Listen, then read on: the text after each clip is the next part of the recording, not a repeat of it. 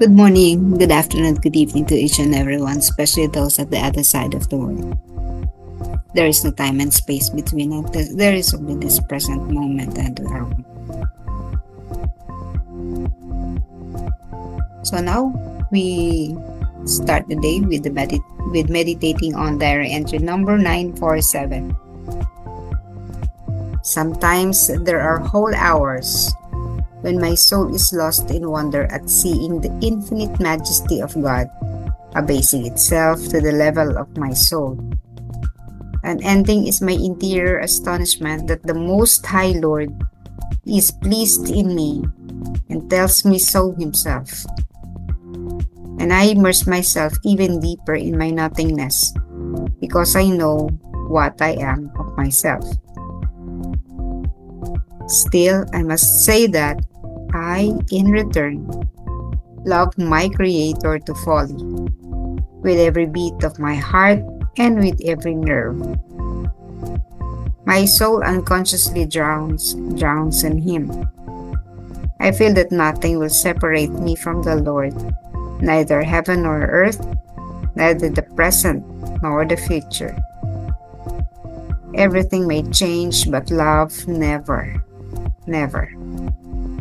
It is always the same. He, the immortal mighty one, makes his will known to me that I may love him very specially, and he himself makes my soul capable of the kind of love with which he wants me to love him.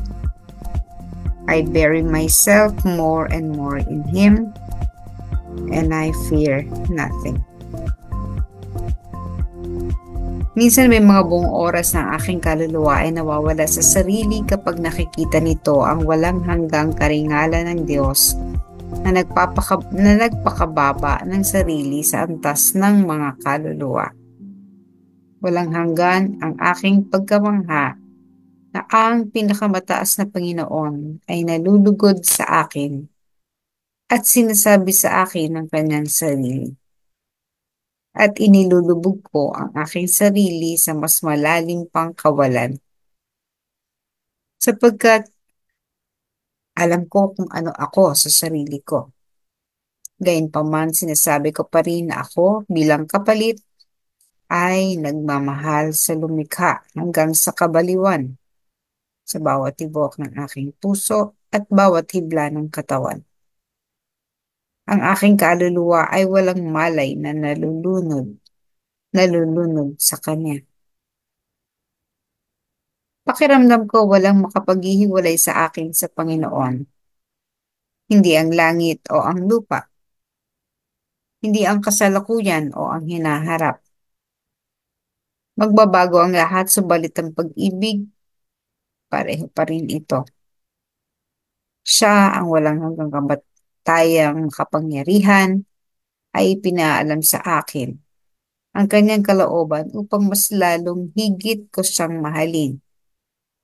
At siya mismo ang gumagawa ng paraan upang ang aking kaluluwa ay magkaroon ng kakayahang magmahal kung paanong nais niyang mahalin ko siya. Lalo ko lamang inilulubog ang aking sarili sa kanya at wala na akong kinatatakutan.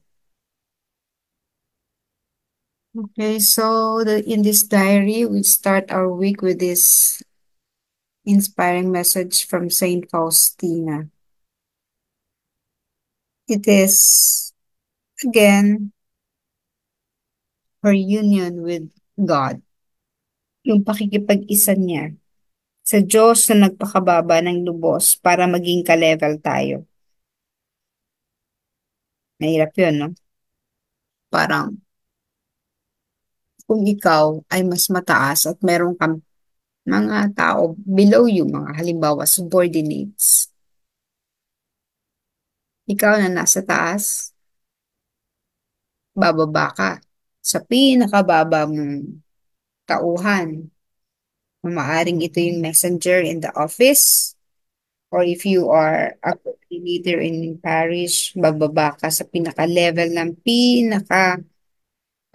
baba sa grupo mo. So that is a basing o pagbababa. napapakababa ng sarili. When you abase yourself to the level of those people, hindi naman ibig sabihin, halimbawa, no? Basta sabi natin na you do not go down to their level. Ibig sabihin noon, bawa merong nagwawala, galit na galit.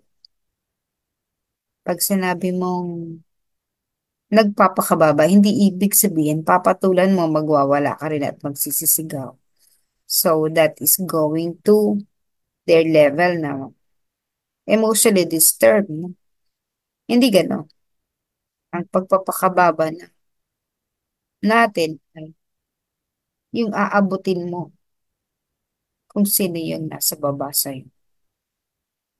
Halimbawa, bumibisita ka sa mga slum areas, bumibisita ka sa mga underprivileged, sa mga nasalanta ng bagyo na nasa evacuation center. Kasi lahat naman nasasalanta ng bagyo, no? Pero yung mga nasa marginalized sector, sila yung vulnerable.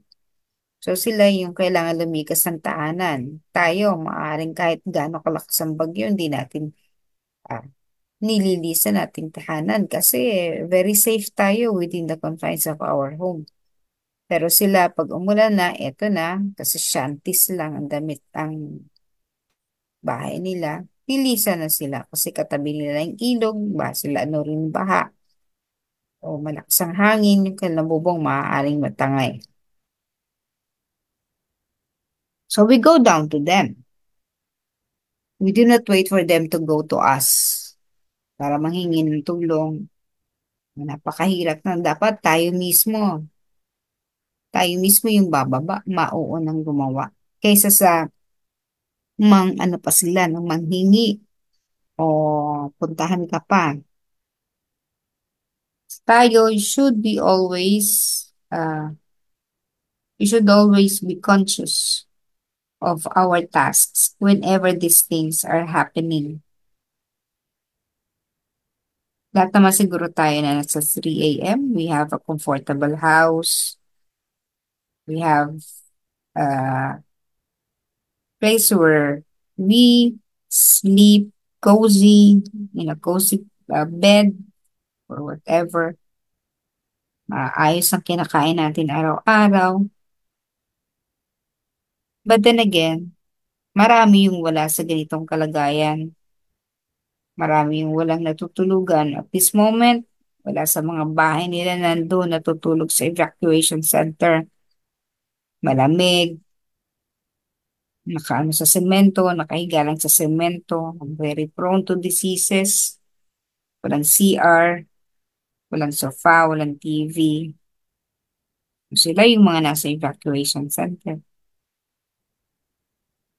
Or maaari din naman na may sakit, hindi makapagpagamot, nasa bahay lang nila, naghihintay ng kanilang huling hininga. So, these are the people na kailangan natin puntahan, dalawin, bigyan ng tulong. Yun yung sa ating sarili, yun yung ating abasement. No? Yun yung pagpapakababa natin.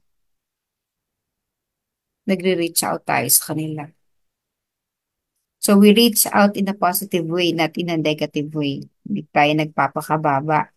We do not go down to their level, to the level of people who are negatively expressing themselves. Hindi tayo bumabalik sa ganung level, kundi when we say abasement, we do the things that we ought to do for others, for our neighbors. So we immerse, tawag din namin dyan, immersion. We immerse.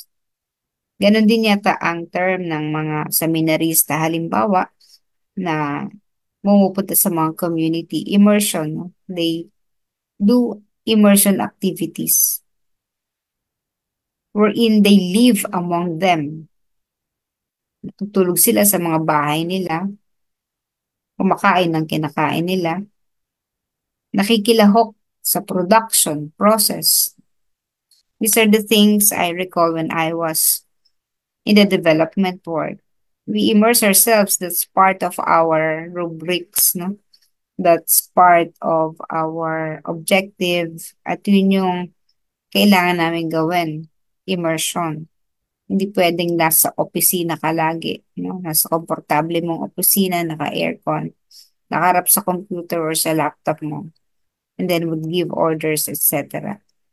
So we make sure that we immerse ourselves to the people we are supposed to go to. So halimbawa, we are working with the farmer or the farmer sector. We go to the fields, we go to the farm, natutulog sa mga kubo nila. Yun yung immersion. If you are a seminarian, no, you immerse yourself. Punta ka sa mga community, do sa mga depressed areas. Kung ikaw naman ay estudyante at kumukuha ka ng kurso, bawa medisina o anything. No? When you immerse yourself, doon ka pumupunta sa mga lugar na walang doktor, walang mga gamot, walang ospital, and you immerse yourselves in those communities, no? Para mas makita mo yung kalagayan nila. Kapag kasi nabubuhay ka sa kanila, yung naranasan mo kung ano nararanasan nila, then you are able to wear their shoes. Nalalaman at naiintindihan mo kung bakit sila nagiging ganon. Kasi kung ikaw, lutang, no, float, yung ano ba, nasa taas ka, hari ka, hindi mo nakikita ang kalagayan ng iyong mga pinamumunuan. Detach ka, hindi mo alam kung ano ang kailangan nila. So how can you be a good leader if you do not know the concerns of your constituents? So it is always very important that we go to them down there, see them, experience their life in such a way na magkakaroon ka ngayon ng, halimbawa, if you're a lawmaker, gawa ka ng batas na mapapabor sa kanila. Kasi naiintindihan mo na kung bakit, kung anong nararanasan nila. No? Kung ang mga magsasaka halimbawa, bakit ba nananatili silang mahirap? So when you immerse yourself to in their community, makikita mo kung bakit sila naghihirap. And if you are in a position, gagawa ka ng mga recommendation para ma-improve ang mga buhay ng mga ito. So maaaring gumawa ka ng mga ah, batas na tutugon sa kanilang pangailangan, pagbubuo ng mga kooperatiba, pagsusuporta ng mga livelihood projects, no? Pagkakaroon ng mga sentrong pamilihan na pwede lang dalhin ang kanilang mga produkto na hindi sila babaratin. Mga ganon. Produkto yon ng iyong pag-i-immerse ng sarili mo sa kanila. So ganito rin ang ating Panginoon. Bumaba siya sa ating level. God went down to our level. Naging tao siya, di ba? Si Jesus ay naging tao mula sa pagiging Diyos. Tinawid niya yung kawalang hanggan, pagiging Diyos niya sa para maging isang mortal na katulad natin. Nakipamuhay siya, pinanganak siya sa isang sabsaban, nakikikain siya sa mga bahay-bahay. Ganun na naging buhay niya. Really went down sa pinakamaliit na mga kapatid. Ang mga ginagamot niya ay yung mga may sakit na hindi naman nakakayanang makatungo na sa mga pangunahing institusyon o mga tao na marunong gumamot. Yun yung mga ginagamot niya. At kapag nagawa yung kanyang pagpapakababang yun sa mga piling mga kaluluwa, yung pagpapakababa niya ay nagiging pagsanib doon sa mga piling kaluluwa na ito, katulad ni Faustina. And so Faustina, because of that great abasement, naging ano siya, bahagi siya ng kung ano ang naging buhay ni Jesus. Kaya nagkakaroon sila ng tinatawag na union, siya at ang Panginoon ay iisa. And in that state, nagkakaroon siya ng kapayapaan, bliss, galak, or joy na hindi mo maipaliwanag. At ang sinasabi nga niya,